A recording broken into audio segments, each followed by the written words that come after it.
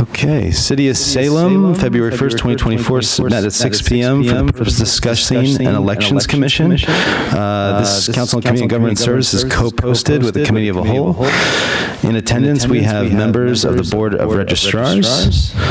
And we're going to be discussing the Elections Commission and the process involved. Tonight, we are here with Mr. Donald Bates and Ms. Alexandria Pinheiro-Shields as well. And sorry, I'm going to read the legal stuff, guys. Sorry about that. Please click the link below and join the webinar. Password 091634 or telephone US 877-853-5257, toll free 888-475-4499, toll free webinar ID 834-7254-2202. In-person shall be a primary method of public access to such meetings, and secondary method of public access may be provided if technologically feasible through the Salem Access Television or remotely through Zoom. See below for remote access to SATV information. Persons requiring auxiliary aids and services and effective communication, a sign language interpreter or assisted listening device, or print material in digital format, or a reasonable modification in programs, services, policies, or activities, may contact the Salem ADA coordinator as soon as possible, no less than 2 days before the meeting program event. And again, we're here to discuss the Elections Commission and the process involved. Tonight with us from the committee, we have Councilor Davis, we have Councilor Merkel, we have Councilor Harvey, and absent Councilor Prosnewski. And from Committee of the Whole, we have Councilors Watson-Felt, Councilors Cohen, Councilor Jerslow, and Councilor Morcillo. So welcome everybody. So this is our second installment of discussing an elections commission. So what I'll do is we're going to start off by discussing the makeup of some examples of a couple different cities. And I also forgot to mention, we do have Sergio Cornelio. He is the Everett City Clerk and also sits on the Elections Commission at this time as well. So let's start out with the makeup, and I will get into it. Oh, 1 second. And I'm sorry, we also have Councilor Stott with us via Zoom. Apologies. Okay, so what we have here is, put this over. We have a list of communities. I'm sorry, guys. There we go. There we go. There we go. Okay. Can I? Oh, there we go. Very good. Okay. Wow, it's the other computer. You got it? Thank you. Okay, so what we have here is, after speaking to our legal department, apologies, Beth was indisposed and could not be here. But after looking at Massachusetts general laws of the makeup of the Board of Registrars and the Elections Commission, we are very much held by Massachusetts general laws, and we really don't have much wiggle room when it comes to creativity here. So what we'll start out here is some of our surrounding communities. And as you can see, the one I will point out is the outlier, which is the city of Cambridge. So with the city of Cambridge, the city manager appoints the members of the Board of Commission. However, they do not need city council approval for those members. They are the only city that's actually exempt from the general law, which is Chapter 5116A, which is very explicit in the law. And so that leaves our other communities. So we have Somerville, Medford, Revere, and Everett. So after looking at what we're looking to do here, I really feel that what we're going to be trying to really mirror here is the city of Revere, with an exception of adding an additional member. So what is also in front of you is the newly revised home rule petition. This was vetted by our city solicitor, Beth Renard, as well as Lauren Goldberg of KP Law. And the reason for the 5th member is because we want to make sure there's not a tie. And so before we dive into that, what you'll see with a lot of these communities is that they're all a little different when it comes to the internal department and if there's a voting member that actually runs the commission. So with Cambridge, they have 4 members, all with salaries and benefits, no stipend. They're actually paid a wage, and I'm assuming that they do a lot of work. They're very engaged. They do a lot when it comes to elections, and obviously Cambridge has 118,000 people in its town. So I can see that. I did have a conversation with the executive director, and they're a non-voting member, and they have 10 full-time employees that run their elections process. It seems that general law was kind of mirrored off of what Cambridge did in 1921, and off that, what we have is the special act that would be for an elections commission. As a little history to this, every charter, I believe, started out with a board of registrars. That's the minimum requirement for the Secretary of State for elections. And what happened, as you can see, is the special acts are between, the 1920s and 30s. I couldn't get an exact date from the elections chairman. He just honestly didn't know, and it was really hard to find in their charter. And then we have Revere in the 50s. Everett, I believe Sergio can fill us on that and have time to look at that. And then we have the interesting one, which is Medford, which had a special act in 2022. After talking to Medford, it's really interesting what they're going through. At the same time, in April 2021, there was a mistake made, and they accidentally deactivated thousands of voters from their list. Luckily, what happened was the Secretary of State caught this before the election, and they reinstated everybody. At that same time, the City Council was looking at an elections commission. Not to say that this spurred urgency on it, but after talking to the Elections Commission office, they were a little reluctant to answer my questions on how many employees are in the office. Just found out that their elections manager, who is a non-voting member, quit about 2 weeks ago. And after looking into it with the city of Medford, there is a little bit of an investigation from, I believe, like a board of clerks as far as what actually happened. So because they're so limited with the makeup of their actual staff, the mayor and staff are helping out with elections with the one full-time employee in elections right now. So I believe that will change, but obviously we're held by the law when it comes to elections. It needs to happen. So now the mayor is completely involved. When it comes to Revere, and what I think, looking into what we're looking to do here, I really believe that one of the members that is going to be the elections commissioner or the appointed person that runs the department should have a vote on the commission. I think for continuity, it makes sense. It's something that seems pretty normal with an elections commission. And, looking through this, you can kind of see the staff, in terms of the population. Most of them have full-time members. And after talking to Paul Fahey, the elections commissioner, they not only do the elections, but they also do the census work as well. And they're also, which is really interesting, the appointed elections commissioner is a part of the union, which is interesting. So all the members, the 3 full-time, are union members, and as well as the elections commissioner.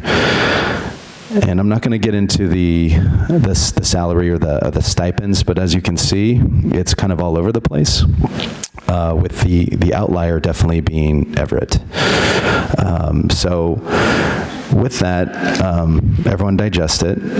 And so what we really need to discuss tonight is how we want to make up our elections commission. The goal right now for us is to make sure we get the special act into the legislature. When it comes to all the other details, when it comes to personnel, that's something we can talk about once we actually get the special act passed. So for tonight, I think it's really important that we are literally deciding how many members, who's going to appoint those members, and that's basically what's reflecting of the home rule petition. So it was the advice of Beth and Laura Goldberg that 5 members would be acceptable, there would be no tie, and since we're going through the home rule petition process anyways, it shouldn't be a big lift. So with that, I'll open it up to the floor. Councilor Marcello. Thank you, Chair. Just trying to understand the staffing and the makeup. The executive director, an elections chairman, election manager, are those all city staff? So they have full-time city jobs, and their job is to run the elections? Yes. Okay.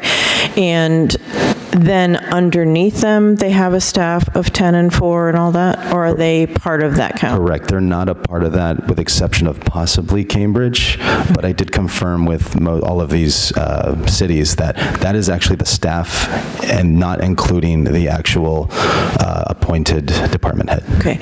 And all of those jobs, the executive director, election chairman, et cetera, they're appointed or they're given the job by the election commission? No, so they're actually appointed by the mayor. So through Chapter 5116A, it's very explicit that the mayor or the city manager or the selectmen in a town would be the ones appointing those members and then confirmed by, let's say, city council or board of aldermen. So the mayor would appoint appoint the election commission members and the director or elections chairperson? Correct. Okay. Thank you. So if you want me to get in more detail on that, I can with the general law. So let me just go for it. So Elections Commission, in any city except Cambridge or town that accepts the provision of 16A of Chapter 51, there shall be a board of election commissioners who shall have the powers, duties, and responsibilities of the registrars of voters. In a city or town accepts the provisions of 16A, 3 members of the board of registrars already in existence when the election commission is established shall become the election commissioners. The town clerk shall cease to be a member immediately. A new member must be appointed for a 4-year term to begin in April 1st. The commission itself consists of 4 members equally representing 2 leading political parties. Appointments shall be made by the mayor with the approval of the board of aldermen or city council by the city manager or selectman. It's pretty vague, but it really does outline that the mayor is the one that's going to appoint that board through general law. Councilor Cohen. Thank you, Chair Varela, not being a member of the committee.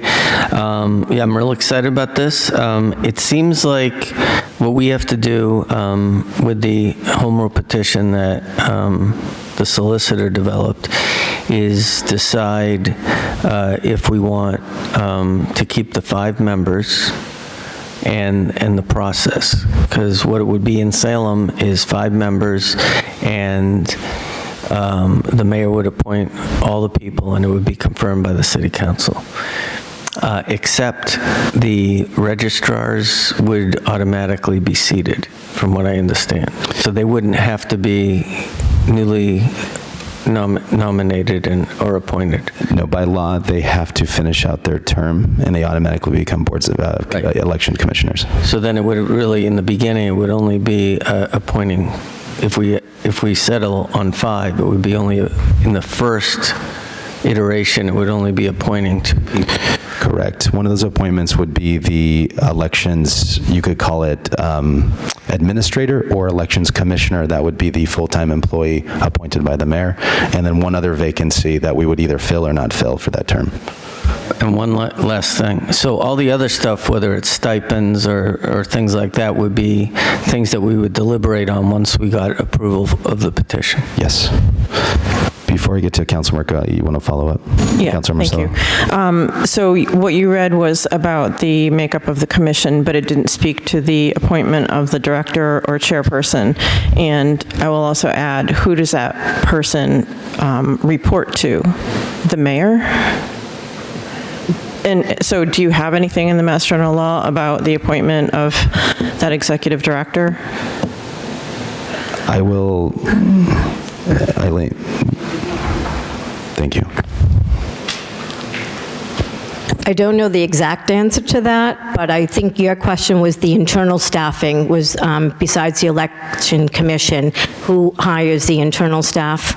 No, okay. Who hires the executive director or elections chairperson or election manager? The people that would work for the city full-time? Yes, yes. I believe that would still strictly be, my suggestion is, since we have Sergio here and he's been through it, maybe have him join the meeting to ask, because I do know when the Medford election commissioner that they're trying to fill, that was a job description by the Human Resources Department. So I don't know if that is all the way through, but I would believe that they would be hired through a regular process for the people that work for the city through a regular job application through HR, but I could be wrong, I don't know enough, but maybe Sergio can weigh in on that. Mr. Cornelio, you are unmuted if you'd like to answer that question, if you may. Thank you, sir. Great. First, thank you for having me, and second, sorry that I'm a little hoarse. Election season has taken a toll on me, so I've lost my voice. Problem here. Can you hear me? It's all the way up here. There we go. Can you hear me? Thank you very much. Thank you for having me, and sorry I'm a little hoarse. I lost my voice. But I'm going to do my best to answer the question. I believe the question was about appointment of the director or coordinator, administrator. Was that the question? Yes. So in our community and in most of the communities, the person who serves as the director, and in Everett, we have a director, it's appointed by the mayor of the city with confirmation by the city council, just like our board of election commissioners. So generally, anybody that's a director or a manager, unless it's in our cases, the city clerk is appointed by the councils. They're appointed by the mayor with confirmation by the city council. That's how it's done in our city and in most cities. To your point, just so you know, I'm actually in Medford right now at City Hall because they needed some assistance because they've lost their manager. So that's where I'm working out of this evening, helping out here. And they have a similar process. They're appointed manager. And right now there's one full-time staffer with another one budgeted here. So that's been their process, along with 4 election commissioners, unlike my community, which has 5 election commission members, me being the 5th. Excellent. Sergio, I had a question. As the chairman of the Elections Commission, who do you report to? Well, I'm an ex officio member. I don't specifically report to anyone. Our board is the policy setting board and manages the actual election, where we took over for the registrars and in essence what the city clerk did for the day of election, setting up polls, managing the election. We do have a manager, and we work together. The mayor oversees the manager, but doesn't really oversee me and the staff. Obviously, if there are issues, we report to the mayor. Sergio. Councilor Merkel. Yep, got it. Thank you, Chair Varela. And I also want to thank you and the city solicitor for all the work that went into this. I appreciate it. And I appreciate, Sergio, I can't see your whole last name, but I appreciate you being on here as well. So I had one question for clarity. As you assessed suggested that the person running, we don't have their title yet, but the person that would be, running the elections should have a vote. Does that make, since there's 5 persons on the commission, does that make it 6 voting members? So I'm just a little confused. If they're ex officio, as you suggested, does that change the voting to 6? So I was just a little unclear on that. And then I know this is just a home rule petition, and a lot of this is, laid out by Mass General Law, but I wanted to clarify an observation when I read through this, that I appreciate that it says to assist the board, there can be confirmation for an appointment of assistant commissioners, and am I clear on that? That's an opportunity for what we want to achieve, like it says above, that we want to achieve, promoting voter registration, making sure we have a lot of outreach and get the highest, percentage of people voting, that we have outreach in languages other than English, and if our resources aren't achieving all this. So, am I clear? Am I understanding that clearly then, that, the appointment of assistant commissioners, that's something we have the freedom to do. That's not as restrictive, and that's a way to enhance our efforts. I just wanted to if I may answer that. So that is reflected in Chapter 51, 16A. So that is part of the general law when it comes to assistant members or assistant members of that board.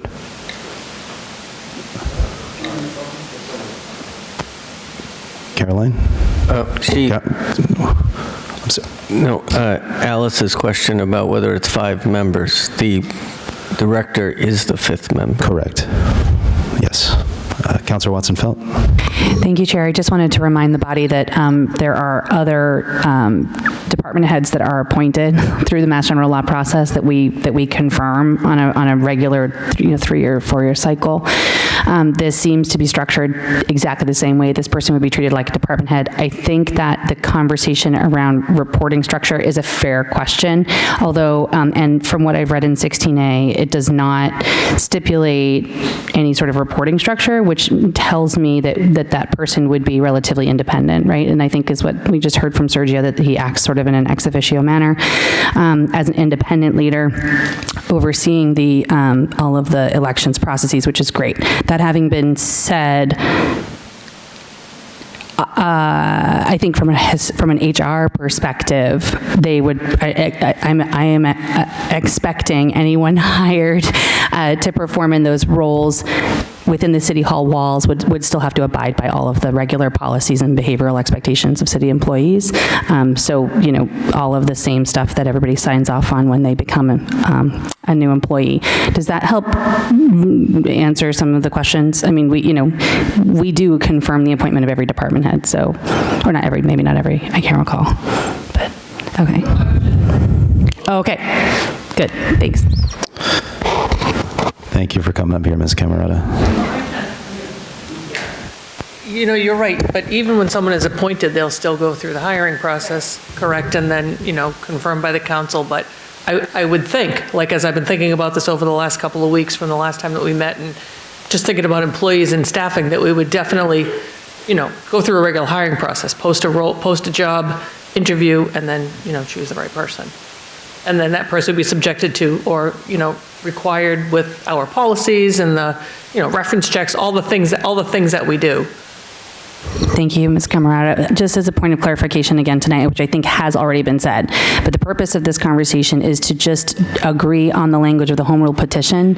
We are not even at a point in the process where we're talking about office structure, salaries, benefits, what should we do in round 1, to Councilor Cohen's point.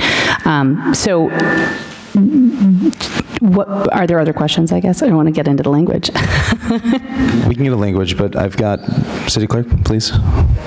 I just want to remind everybody, so as the city clerk, that I am appointed by the city council, but as the chief election official, that's where it's more independent. So I'm not reporting to the council when I'm doing my, election job. That is independent in terms of reporting measures for for purposes when city clerk is also the chief election official, if that clarifies anything.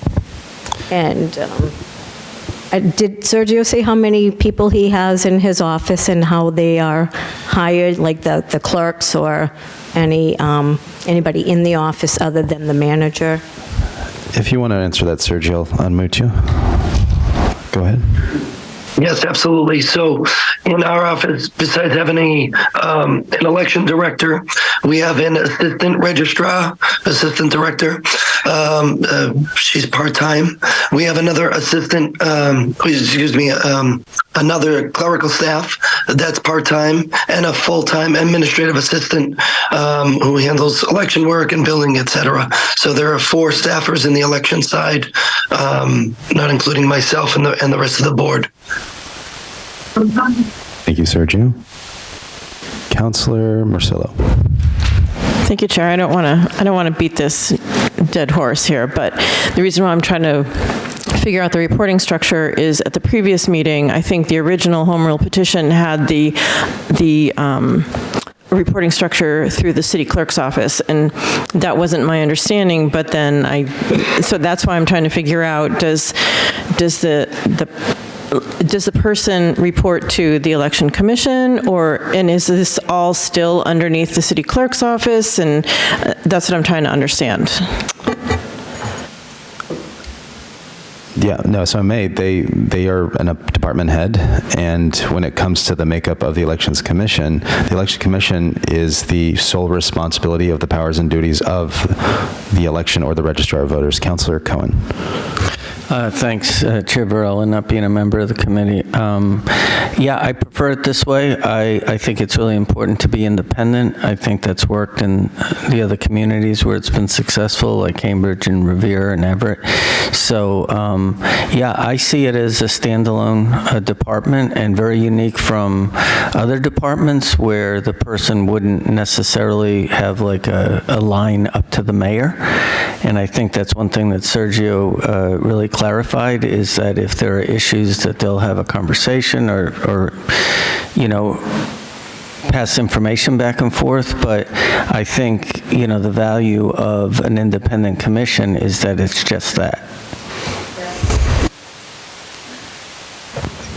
Go ahead, City Clerk. And again, just to make a comparison, like there are certain things that the Board of Register or the Election Commission has to do by Mass General Law in terms of, you know, meeting to set, like if there's a recount, or if we have to, you know, count New Okava ballots in November, like we have to form a Board of Register meeting. If there's anything that I think is important to take up, whether it was ranked choice voting or where we should hold early voting, and I want to discuss it with them, then I post a Board of Registrars meeting. So I believe that would be similar to how the Election Commission would be, where Sergio would, and he correct me if I'm wrong, but he would then post a meeting to discuss certain things with the Election Commission. And again, there are certain things by Mass General Law that have to be done.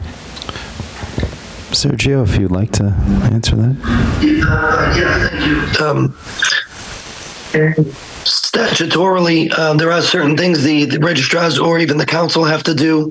So when we're accepting early voting dates and things, we do that as a commission. But the election director has some autonomy because you want them to do their day-to-day duties without having to report to a board or an individual, because there are a lot of timelines and things that they need to hit. And you want them, obviously you want someone there to make sure they're doing their job, but you want that autonomy. You really want someone that can handle the job, that understands all the roles, and you know, they're changing laws quite rapidly in our state. So you need someone that's up to date on all the laws, that can function with the autonomy, but also know that when it's time to bring the commission on board and hold a meeting, that they bring them on board in time and have that meeting to discuss certain policies and dates and things that they need to set for an election. So that's how we function, and it works quite well. Thank you, Sergio. Councillor Cherslow. Thank you. Just so I get an understanding, what happens to the election office now? The employees of it, does it get folded in, or are you just adding a whole nother department with 5 new employees? No, so they definitely continue their roles, and we also hope that they also get some more support as well with an additional staff member, or possibly 1.5 or a part-timer, because I know Ms. Camerata spoke to this last meeting, that it seems like, the elections department, we do need more personnel there, and I know we just activated someone to be part-time to full-time, which is also helping. But if we do this, we're losing the city clerk, and we're also losing our assistant clerk, who are also responsible for elections as well. So, adding an additional member, and then maybe taking someone that runs elections now and popping them up to that appointed position is going to be sufficient and efficient as well. Councilor Davis. Thank you, Chair. Are there any major differences between chairman, manager, commissioner that aren't here? When I look at what's in front of us, for example, Somerville, it says voting member. Is that dictated by it being an elections chairman, or is that just what they happen to have in Somerville, or how does that work? It's the makeup of their departments, and I think they do have the autonomy to choose how they want to do that. I do feel it's important to have a voting member on the Elections Commission if you're running the elections as well. And you can see most kind of do it that way, with exception of Medford. It's just people have the autonomy, and I'm sorry, Medford and Cambridge, but you do have the autonomy to do that. But So these are titles that mostly kind of mean the same thing? That's just what they're deciding to call it, or is it? They do. So I was very respectful to make sure that those titles that they want to be called, that's what their title is within the city of that we're reflecting here. Okay. So, Councilor Marcello, and after you, I'll try to open it up to the Board of Registrars. Thank you, Chair. I have a question for Sergio.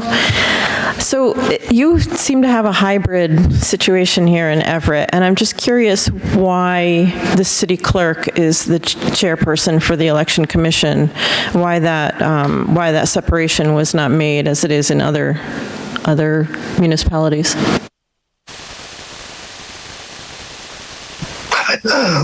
Excuse me. Yes, I'm kind of a unicorn in this situation. We're the only community that do it this way. We did it for a few reasons. One, our charter really, when we accepted 5116A, our charter had the word city clerk everywhere. And after speaking with Lauren Goldberg, who we utilize also, we decided that in the immediate, we would make me a 5th member.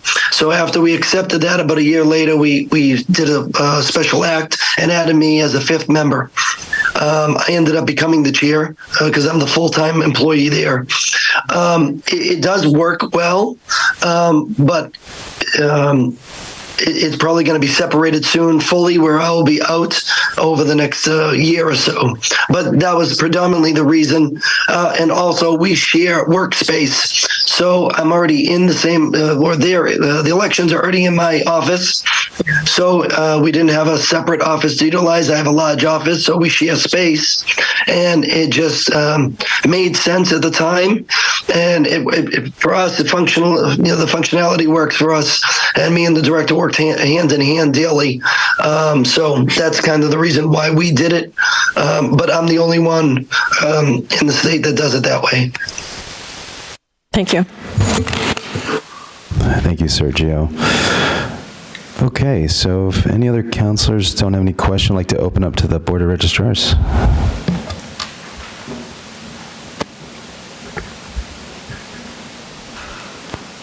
Mr. Bates.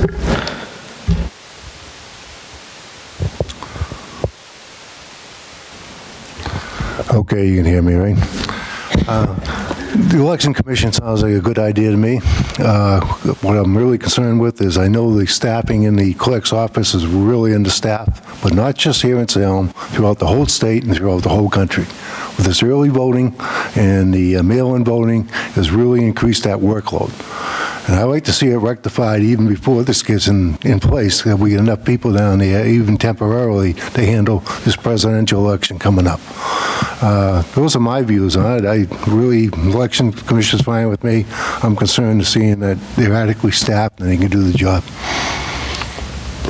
Yep. Thank you, Mr. Bates. And I think this is exactly why we're having this conversation, because what we've learned with, the additions that have been added to our clerk's office when it comes to the responsibility of voting, the clerk has other things they have to do day to day as well. And I think bringing its own election submission in its own department will hopefully help with the efficiency of that. So I appreciate that sentiment. Ms. Pinero-Shields.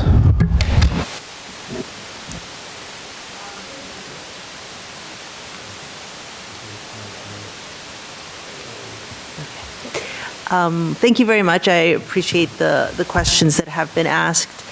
I have two questions. First is, in addition to efficiency, which you just mentioned, what do you see as the value added in this? That's question. And a smaller question, more technical, is what?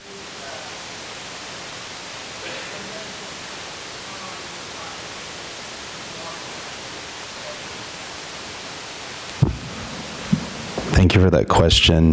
When it comes to the home rule petition process, this could take from 6 months to a year and a half. We really don't know. I know that the session is closing soon, so if we get this in sooner than later, we actually might have an opportunity to see this happen sooner than later. And then, sorry, your other question was about the benefits. I think the value added is really the autonomy of that department head, really trying to engage more with our voter constituency. As we all know, voter apathy is real, and our turnout is not ideal. It could be, it could be better. So I think having its own sole office to handle elections, it kind of gives the department head or the person running elections the creativity for more voter engagement. I think that would, to me, would be the value added. Councilor Watson-Felt. Thank you, Chair. Just to add to that, as we all know, we have an incredibly strong city clerk who manages these elections with an incredibly, quite rightly, appropriate level of seriousness in adhering to all of the requirements and the laws. In doing so, especially in a year like this, unfortunately, it requires her to split her time, her attention, and her duties. And she's also a department head, right? She's running a city clerk's office, which is all vital records, people coming in and out every day with questions, needing copies of things, getting married, all kinds of things. And I think that that one of the benefits that I see in this process, aside from the independence, which I think is not an issue in Salem, but rather this ability to dedicate more time, more consistently year-round into voter engagement, is also that we have a department head who needs to really focus on, not that she's not, but should be allowed to have the space and time to focus entirely on running a department that is fully functional and serving a city of our size. And I think it's a massive amount of work for her and her team when she has to sort of stop over here, stop doing one thing or do less of one thing in order to increase her time and attention in another manner, which is really high. It takes a lot of focus and energy. So that's a huge benefit to me in my mind. Thanks. Councilor Cohen. Thanks, Chair Varela, not being a member of the committee. I think the independence of a department is important. I think something that you said about how this could actually spur us to, broaden or make the department deeper, have more employees, I think is important. Just to the timeline, we've obviously experienced barriers in getting home rule petitions passed. And some of them, like the condo conversion and the fossil fuel, are really a product of the fact that they're new. In the condo, there was only one community that had received a petition approved. Because there are other communities that already have electoral commissions, And I believe, just like here, when we had our last meeting, it seems like the consensus is really strong to do this. And taking Medford out of the mix for whatever reasons they've had problems, it seems to be something that's worked in the other communities. I can't promise anything because even though our legislators are full-time employees, they do take a lot of time, and they just finished a reporting out session, and now they're in their second one. So the sooner that we're able to submit this to the legislature, the sooner that we can kind of lobby and, to get this thing done. And of course, we're at their mercy. So it would be really incumbent on us to communicate with our legislators so they can, lobby on the behalf of the community. Thank you, Councilor Cohen. If I may add to that sentiment, I think what is a little different about this home rule petition is we are truly reflecting the state law, and we're just adopting a different way of how it's run. So, we're really not asking for anything out of bounds or special. This is just a different makeup of our election. So I hope that will, in time will tell, that there might be possibly a quicker way of getting this through the home rule petition process. Councilor Marcello. Thank you, Chair. Just looking at the home rule petition, there's a couple of things I want to talk about. One is if we could add the word education, and I can't make a motion because I'm not on the committee, but add education to the list. The board shall also promote voter registration, education, and participation in the electoral process. I think that's important to put in writing. It's the second page, the end of the first paragraph on the second page.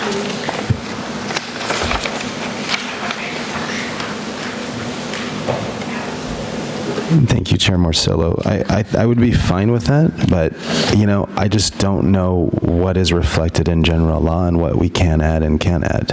I mean, I think that, I appreciate that, but I think that I'd hope that the newly appointed commissioner would really push education as well. That part is strictly out of the law? See, that's what we don't know. So most of, it's done 16A, so I'm a little hesitant that we might not be able to change it. That's fair. And then I just wanted to go back to the composition of the board, the 5 members. It says here, 5 members. It looks like it's trying to say 2 Republicans, 2 Democrats, and then 1 that could be an unenrolled. Correct? Correct. So that is also reflecting 16A as well. Okay, that's fine. Then I'm not sure how the other voting, the chair, how does that come into these 5 members? Is that one of the 5 members that you want to make a voting member of this commission? The chair becomes the 5th voting member. Yeah. So then how is that? As far as the party affiliation? Part of the makeup. Yeah, that's where I'm struggling with this, making that person a voting member when we're... Councilor Watson-Felt. They can either be declared or not. Yeah. So whoever we hire and then appoint and approve into that position can either be one of those 2 parties or not. We have to have a minimum of 2 for each party's represented out of 5. Understood. Right? Yes. So it can be. I'm really trying to zero in on these 5 members includes the chair that the mayor is select, or that's the chair proposal. Okay. And that person may already be a declared member of a party. Okay. I'm just looking for some representation from the unenrolled here, and I don't know how we can do that with this makeup, but that's fine. And just speaking to our board of registrars right now, could you, Eileen, tell us the affiliations we have in our board as it sits currently? Sure. So unless you want to speak for yourself, Donald Bates is our Republican. Alexandra Pinero-Shield is unenrolled, if I remember, and Chuck Barton is a Democrat. And for all set and purposes, I'm unenrolled as well. Thank you, Eileen. Councilor Cohen. Yeah, thank you, Chair Varela, not being a member of the committee. Just kind of reinforcing Councilor Marcello's point. When you and I spoke earlier, I think part of the value in the way the state has structured it, even if there's a very small percentage of one party, is always the need to protect the minority voters. And so I'm personally just interested in making sure that those 3 categories are represented. although there may be others. I mean, some years we've had other parties, Green Party or whatever, but I do feel like, having some influence of minority people who are represented in the community is really important to be on the commission. Councilor Watson-Phillips. Thank you, Chair. I think to that point, it would be really helpful to understand from the home rule petition what's in front of us, what is lifted from 16A on purpose or from Chapter 50 on purpose, and what is not. If there's anything in here, because I'm looking at 16A, and it's obviously not a word for word. This is a home rule petition, right? So I wonder what can be added here, because if we're going in for a home rule petition, then it's just the permission to create the thing we want to create, right? And it has to be done within Mass General Law's allowance, but it doesn't have to be limited to Mass Law's allowance, as I understand from a legal perspective. So 16A does require 4 members, 2 from each party, right? That is written. So and that is lifted and it appears here. So I guess the question would be, what's workable here and what's not? Do you know?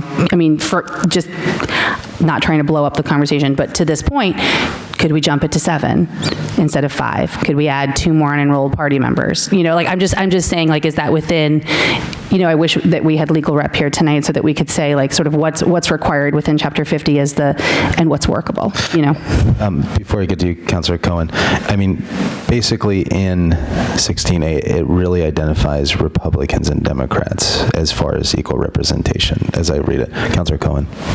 Yeah, thank you, Chair Varela, not being a member of the committee. So in the meeting that was with the Board of Registrars that you and Councilor Marcillo and I were at, Lauren Goldberg was here, and I'm just giving you my personal belief that if we stray too far outside of what the norm is, that we are going to have a much more difficult time getting a petition approved. I'm not a voting member, but I'm hoping that this is done so that we can get this in front of the legislature, next week or something, because their session is not as long as we'd hope it to be. And I'm not saying that even if we get this back to us, there's going to be so much work within the council for all the other considerations, and also the mayor to incorporate more money in the budget, whatever. I think the deliberation's going to be there, but I think if we strayed beyond 5 members, I think it would be difficult to get the petition back to us. Councilor Watson-Phillips. I would agree with Councilor Cohen. I think this 5 model as a standard that already exists is probably the best case to go, and we can deal with it later. Maybe once we have it, there's an opportunity to appeal for expansion if that's the will of the commission at the time. But I think Councilor Cohen's right. We've got a lot of time and work ahead of us in either case. Very good. Councilor Jerslow. Just ask the city clerk how many members that she feels that would be needed to do all the duties, where she's been doing it for years, and how many staff members that would be needed to do the duties. So again, before you get Eileen, right now what we're really focusing on for this meeting is the home rule petition. When it comes to the staff, that is a much larger conversation, which we will thoughtfully have.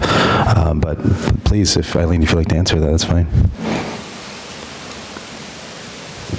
Thank you. Through you, Chair. The more the merrier.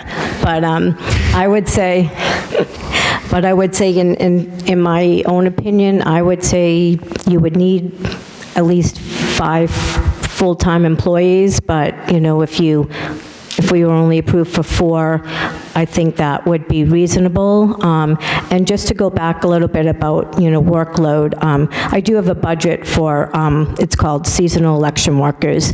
So not only does that pay for the poll workers working that election day, but I can and I do hire, we have people that come in during part-time during the election seasons to help us. There's, certain things that they can and can't do, of course, with the computer and making sure everything's, the way way it needs to be processed, but just to even just help take the ballots out of the white envelopes or open them and make sure they're signed. So there are things that they can do, and I have senior write-off people as well as hiring people for the elections, and it's tremendous. I mean, without them and without my staff down there, I mean, it's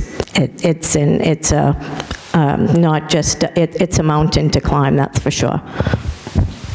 And if I can say, if anybody, I know Sergio is really busy in Malden, Medford, so I don't know if anybody has any more questions for him, but if you want to, if he needs to go, I just don't want to keep him. Any counselors have any questions for Mr. Cornelio? With that being said, no. Thank you so much, Sergio, for your time this evening. We really appreciate it, and we learned a lot about what you guys do, so keep up the good work, and look forward to meeting you in person sometime. Thank you very much. Have a good night.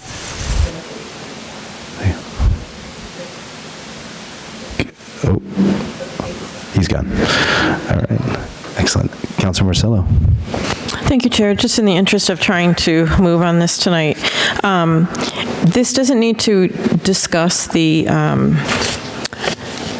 executive director or election chairman or election manager, whatever we're going to talk about, even if they're a voting member? Correct. It doesn't need to specify that at all? It's the makeup of the commission. Okay. Okay, so with that, Councilor Marcello. But wouldn't they be part of the makeup of the commission if they're a voting member? They are part of the commission, but for the home rule petition, we are establishing how many members of that commission are going to be on the charter. That's fair. I'm just making sure. Councilor Merkel. Thank you, Chair Varela.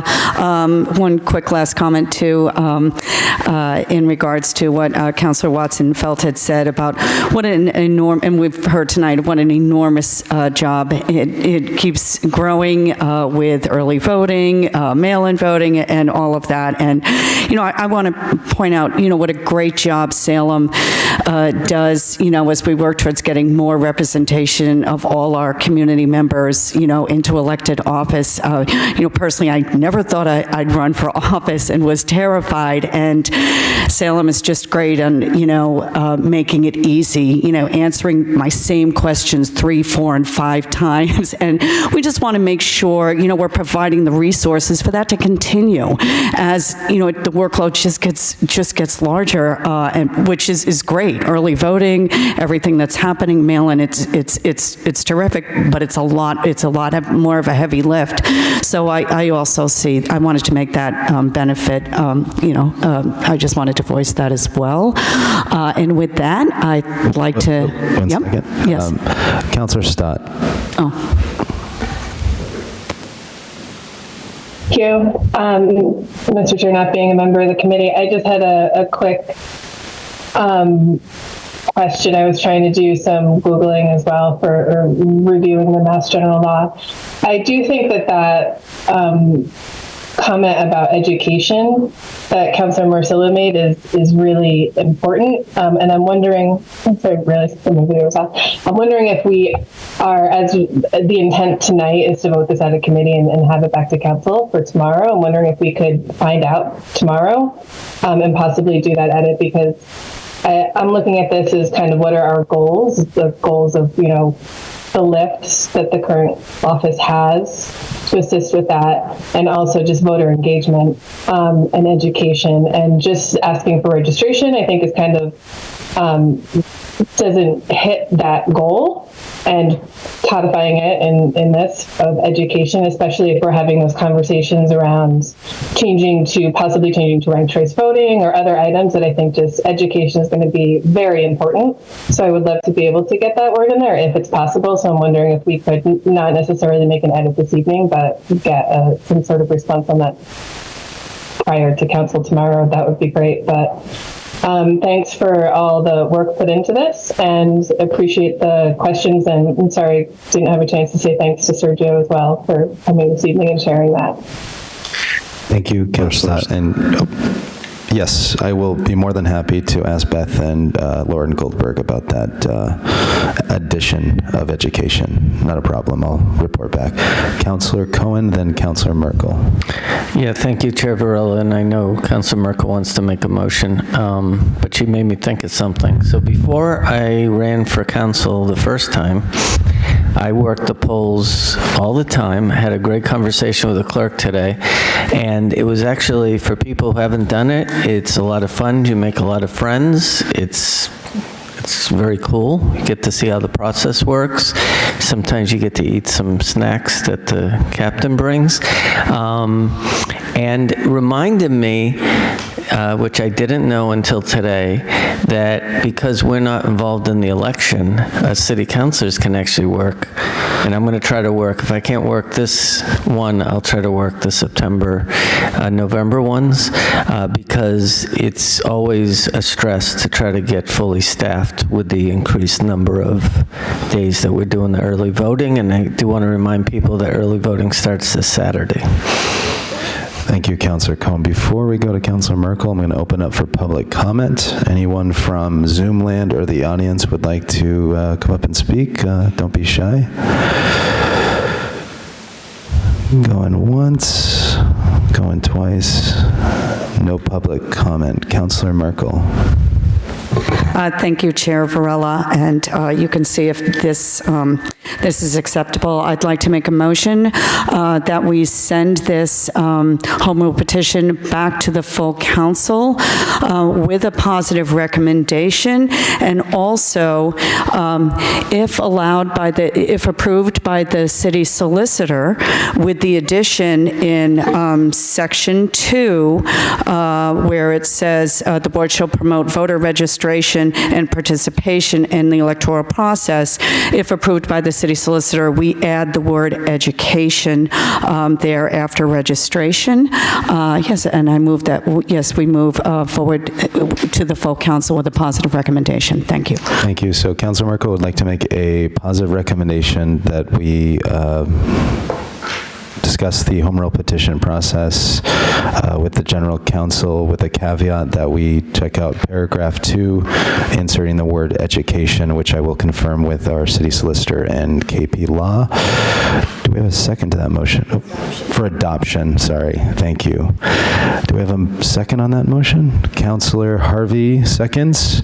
All right, we will do, might as well just do a hand vote. All those in favor? Let the record show, I see 3 hands plus my own. Matter carries. All right, can I get another motion? Councilor Merkel. Motion to adjourn. Thank you. Motion to adjourn. Councilor Merkel, motion to adjourn. All those in favor? Let the record show, I see 4 hands plus my own. Matter carries. Thank you, everybody. Have a great night.